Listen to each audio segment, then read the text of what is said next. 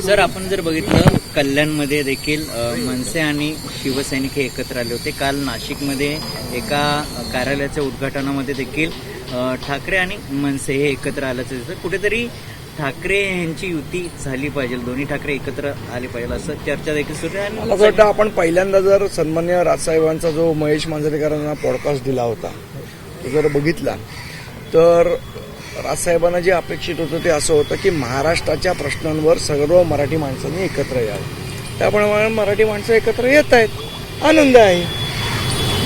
दुसरीकडे पाहिजे तर मनसेकडनं संघटनात्मक बांधणी देखील सध्याला आपल्याला सुरू असल्याचं पाहायला मिळतं. काही दिवसांपूर्वी केंद्रीय समितीची देखील घोषणा करण्यात आलेली होती. काही आमच्या केंद्रीय समितीने सन्माननीय नेते अमित ठाकरे असतील, बाळा नांदगावकर साहेब असतील, नितीन सरदेसाई असतील, शिरीष सावंत असतील, बाकी सगळे जे नेते मंडळी जे केंद्रीय समिती जी नेमलेली होती साहेबांनी, आणि जवळजवळ पूर्ण मुंबईभर गटाध्यक्ष असतील, उपशाखाध्यक्ष असतील, विभागाध्यक्ष असतील, उपविभागाध्यक्ष असतील, महिला पुरुष दोन्हीच्या मिळून जवळजवळ 800च्या वर बैठका आमच्या आत्तापर्यंत झालेल्या आहेत. या बैठकांचा जो अहवाल आहे तो देण्यासाठी आणि त्या अहवालावर चर्चा करण्यासाठी आजची ही 3 दिवसाच्या मॅरेथॉन बैठका त्या सन्माननीय राजसाहेबांनी आयोजित केलेल्या आहेत. आज, उद्या आणि परवा तर 3 दिवस या बैठका असतील. त्यामुळे या सगळ्या गोष्टींचा आढावा घेतला जाईल. तसंच येणाऱ्या महानगरपालिकेच्या दृष्टीने काय तयारी करणं अपेक्षित आहे याचं मार्गदर्शन सन्माननीय राजसाहेब करतील. दुसरीकडे पाहिलं तर उद्धव ठाकरे आणि राज ठाकरे जरी एकत्र आले तरीही भाजपचा अंतर्गत सर्वे असं त्यांना सांगतोय. हा सर्वे कुठे पब्लिश झालाय? एकूण त्यांच्या नाही, हा पब्लिश सर्वे कुठे झालाय? सर्वे पब्लिश कुठे झालाय? अनेक गोष्टी. अरे तर भाजप आहे ना, खाजवलं तरी तुम्हाला कळू देणार नाही, तर सर्वे कुठनं कळू देणार आहे? असं मी नरकातला स्वर्ग पुस्तक वाचताना तुमचा फोटो मोठ्या प्रमाणात व्हायरल होतोय. त्यात लपवण्यासारखं काय आहे असा देखील मकळा त्या ठिकाणी देण्यात आलेला आहे, काय सांगा? हा, म्हणजे पुस्तक वाचतो याच्यात लपवण्यासारखं काहीच नाही, एवढंच माझं म्हणणं आहे त्याच्यामध्ये. संजय राऊत नाही, मी पूर्ण पुस्तक माझं अजून वाचून नाही झालं. काल मी नाशिकला होतो, आज बैठका पण आहेत. माझं वाचून झालं की माझा सविस्तर अभिप्राय मी संजय राऊत साहेबांना पत्र लिहून कळवणार आहे. अमित ठाकरे असं म्हणतात की जसं पुस्तक पाठवले तसं युतीचं देखील प्रस्ताव पाठवा, नाहीतर आमच्याकडे चहा किंवा कॉफी पिण्यासाठी या ठिकाणी असं देखील. मला असं वाटतं तुम्हाला स्टेटमेंट आणि सरकारिझम यातला फरक कळला, खूप चांगलं होईल. सर, एकीकडे ठाकरे बंधू एकत्र येण्यासंदर्भात चर्चा सुरू आहे, तर महाविकास आघाडीमध्ये सुद्धा पुन्हा एकत्र येण्यासाठी महाविकास आघाडीमध्ये काँग्रेस पुढाकार घेताना पाहायला मिळते. कारण विधानसभा निवडणुकीनंतर अबोला पाहायला मिळतोय आणि यामध्ये कुणीतरी पुढे येऊन पुढाकार घेतला पाहिजे, म्हणून काँग्रेस पुढाकार घेणार आहे. महाविकास आघाडी तिकडे चर्चा करते, दुसरीकडे तुमच्या ठाकरे बंधूंची सुद्धा चर्चा होते. कसं पाहता? महाविकास आघाडीने काय करावं, महाविकास आघाडीचा अंतर्गत विषय, त्याच्याबद्दल आम्ही बोलण्याची गरज नाही. पण महापालिकेच्या आगामी महापालिकामध्ये आता अमित ठाकरे असतील किंवा आदित्य ठाकरे मैदानामध्ये दिसत आहे.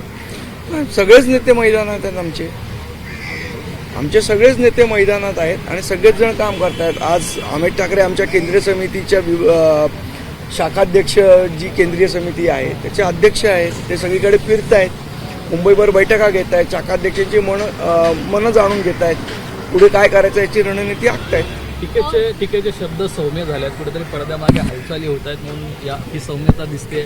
काय म्हणजे सौम्य? पहिले जहाल काय होते आणि आता सौम्य काय? जरा तुम्ही सांगितलं तर मी उत्तर देईन त्याचं. संदीप, 2014-2017 साली मनसेतर्फे प्रस्ताव देण्यात आला होता ठाकरे गटाला. त्यानंतर काय झालं हे सगळ्यांनीच मांडलेलं आहे. आता देखील एकत्र येणार या संदर्भात चर्चा चालू आहे. प्रस्ताव काही तयार आहे का? प्राथमिक प्रस्ताव तयार आहे का? कोणाकडे? तुमच्याकडून का? आमच्याकडनं का? कारण एकत्र येणार या संदर्भात कोण बोलतंय मला सांगा? रोज सकाळी 9 वाजता भोंगा कोण वाजवत आहे? आम्ही वाजवत आहे का ते वाजवत आहे? जे भोंगा वाजवतात त्यांनी प्रस्ताव तयार करावा. नाही, प्रश्न असा आहे की जरी का बोलणं होत असलं किंवा सकारात्मक असले तरी आमच्यामध्ये त्यांच्यामध्ये कुठलीही चर्चा चालू नाहीये. अत्यंत पक्षाचा नेता म्हणून जबाबदारीने मी तुम्हाला सांगतोय. अजून काय? उदय सामंत आणि एकनाथ शिंदे देखील या ठिकाणी जे आहे ते राज ठाकरे यांना भेटून गेलेले आहेत. काही चर्चा देखील त्यांच्या प्राथमिक चालू असलेल्या बघायला मिळतात. या चर्चा देखील चालू आहेत, त्यामुळे या संदर्भात एकनाथ शिंदे साहेब आणि उदय सामंत साहेब आले होते. ती सन्मान्य राजसाहेबांबरोबर सदिच्छा भेट होती, त्याच्यापेक्षा जास्ती काही नाही. मिठी नदी घोटाळा प्रकरणामध्ये ईडीने छापेमारी सुरू केलेली आहे. स्वतःपासून काही ठिकाणी छापे सुरुवात झालेली आहे. एकीकडे ईओडब्ल्यूची चौकशी तर दुसरीकडे ईडीच्या आता छापेमारी सुरू आहे. काय मत नक्की आपली प्रतिक्रिया यामध्ये? अनेक विषयांवर मिठी नदीच्या सफाईचा घोटाळा किंवा नाले सफाईचा घोटाळा हा आजचा नाही आहे, गेले 25 वर्षापासून चालू असलेला घोटाळा आहे. ज्या वेळेला महाराष्ट्र नवनिर्माण सेनेने सजेशन दिलं होतं की जेव्हा गाळ काढला जातो मिठी नदीतला किंवा इतर नाले सफाईमधला, तेव्हा तिथे CCTV लावले पाहिजेत, जेणेकरून गाळ काय निघालाय किंवा नाही निघालाय, काय डेब्रिज भरून ट्रक पाठवले जात आहेत, तर दूध का दूध आणि पाणी का पाणी होईल. गेल्या 25 वर्षात महानगरपालिकेने तिथे CCTV का लावले नाहीत हा प्रश्न कोणीतरी महानगरपालिकेला विचारला पाहिजे.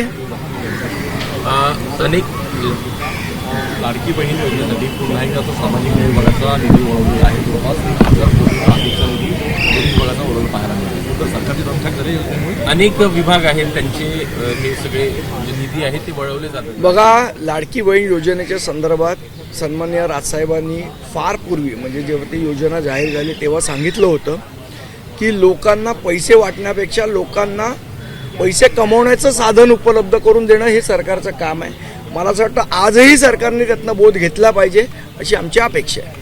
पण एक कारण सरकारकडनं असं दिलं जातं की प्रत्येक विभागाला हे अधिकचा निधी दिला जातो. आणि बघा, असं आहे, अजित पवार साहेब बोलले होते की आमच्याकडे निधीची कमतरता नाही, आम्ही पुढच्या 2 वर्षाचं सगळी तरतूद केली आहे. बोलले होते की नाही? तुमच्यासमोरच बोलले होते की नाही? मग याचा प्रश्न अजित पवारांना विचारला पाहिजे, जर त्यांनी उत्तर दिलं तर. एबीपी माझा, उघडा डोळे बघा नीट.